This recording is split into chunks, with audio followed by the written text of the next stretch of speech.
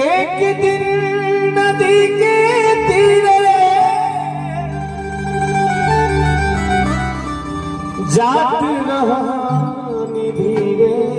धीरे, हम आँखी देखनी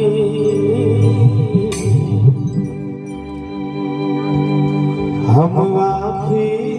देखनी सुंदर शरीरिया दिया में